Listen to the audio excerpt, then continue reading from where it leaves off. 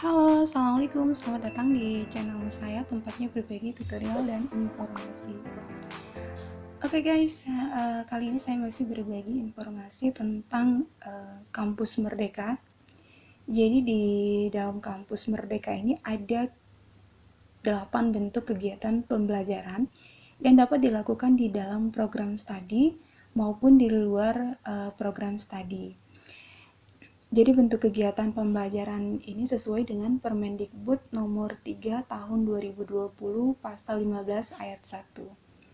Jadi 8 kegiatan dari 8 kegiatan pembelajaran ini, pertama adalah pertukaran pelajar, magang atau praktik kerja, asistensi mengajar di satuan pendidikan, penelitian atau riset, proyek kemanusiaan, kegiatan wirausaha, studi atau proyek independen, membangun desa atau kuliah kerja nyata tematik. Oke guys, saya bahas satu persatu tentang proses pelaksanaan. Yang pertama adalah pertukaran pelajar. Jadi proses pelaksanaan, mahasiswa mendaftar pertukaran pelajar, kemudian seleksi peserta, jadi sesuai dengan persyaratan yang telah ditentukan oleh perguruan tinggi, kemudian pertukaran pelajar, jadi sesuai dengan mekanisme yang sudah ditentukan, kemudian evaluasi hasil pemantauan dan evaluasi ini dilakukan oleh dosen pembimbing, kemudian penilaian, jadi pengakuan dan penyetaraan nilai dikeluarkan oleh perguruan tinggi penerima, konversi nilai dan pengakuan SKS, jadi perguruan tinggi input nilai ke dalam nilai dalam KHS, laporan PD Dikti, perguruan tinggi melaporkan pengakuan SKS. Nah, untuk program pertukaran pelajar atau mahasiswa ini dirancang bersama dengan perguruan tinggi yang melakukan kerjasama. Jadi ada MOU atau kontrak antara PT asal dan PT penerima.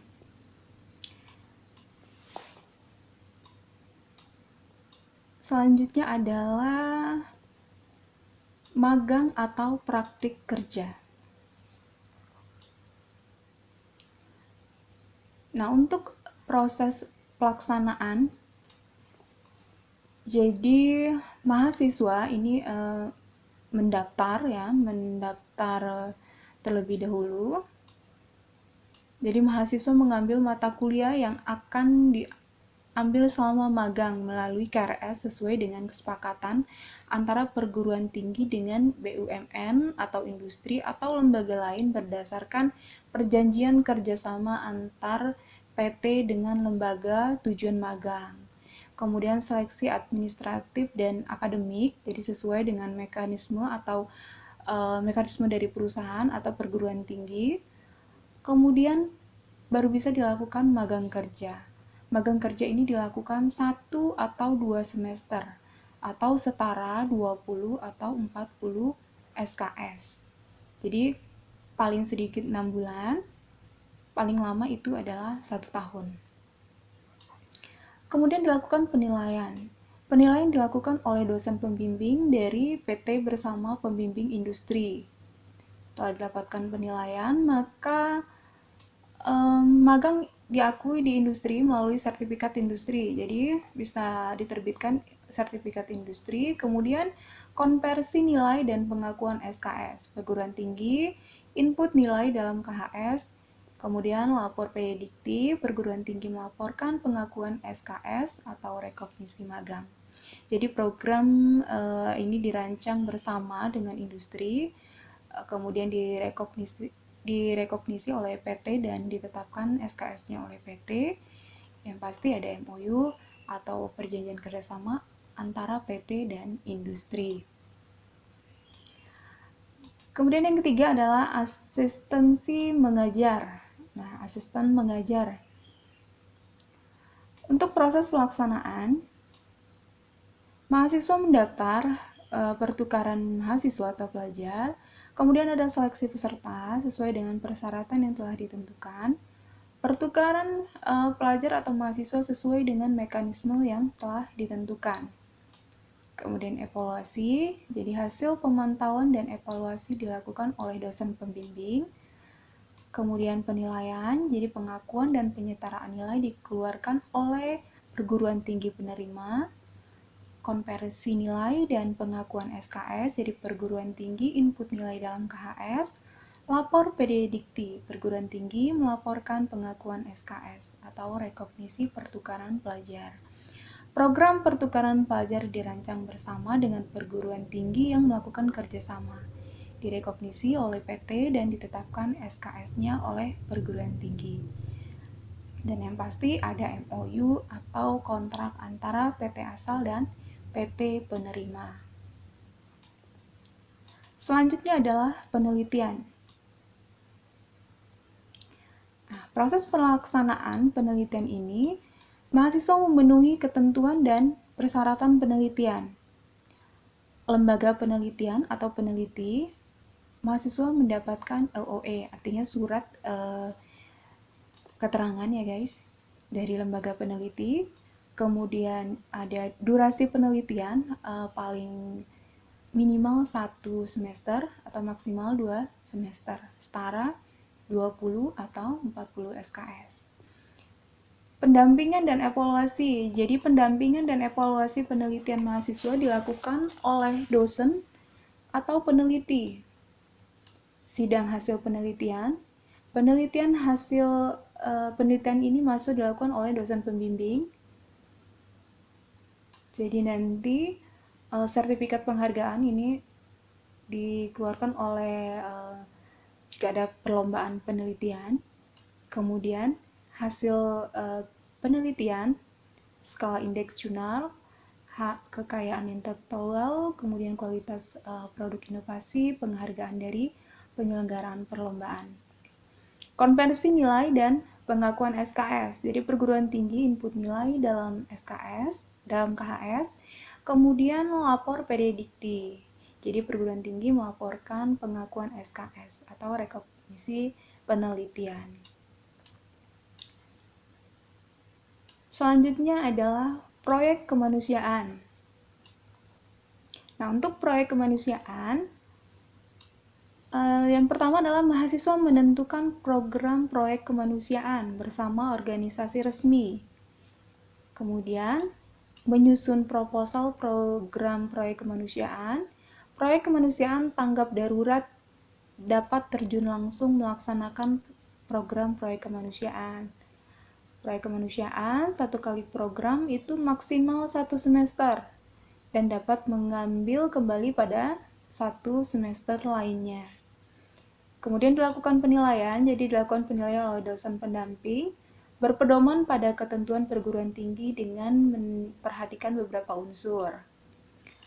Nah, di sini rekognisi artinya program proyek kemanusiaan yang dikerjakan tanggap darurat melalui pembahasan penerimaan SKS. Jadi ditentukan SKS-nya, SKS untuk kegiatan ini. Kemudian konversi nilai dan pengakuan SKS dari perguruan tinggi input nilai dalam KHS.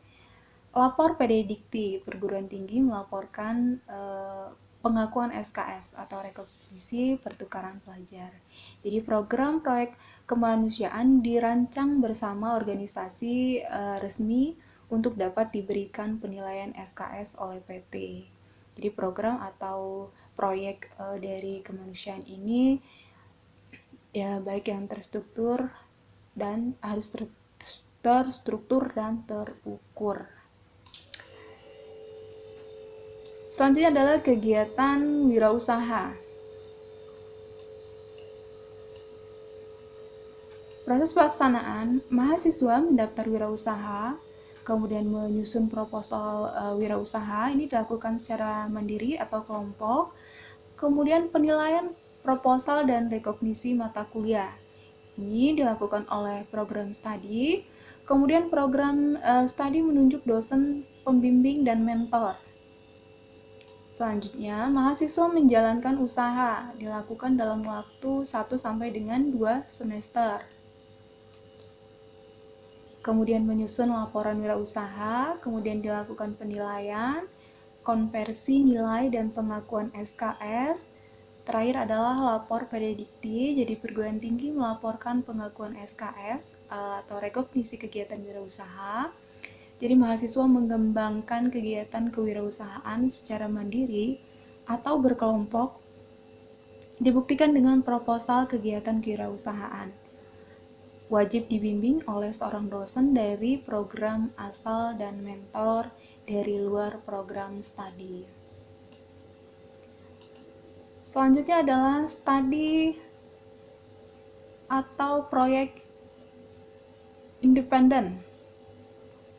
Nah, proses pelaksanaan, mahasiswa mendaftar mata kuliah di KRS, kemudian dilakukan seleksi proposal, jadi mahasiswa menyusun proposal. Proposal ini dinilai oleh tim penguji yang dibentuk oleh perguruan tinggi. Jadi jika lulus, studi independen ini minimal 1 semester, maksimal 2 semester, kemudian didampingi dan dievaluasi oleh dosen pembimbing. Jika tidak lulus, maka dilakukan perkuliahan reguler.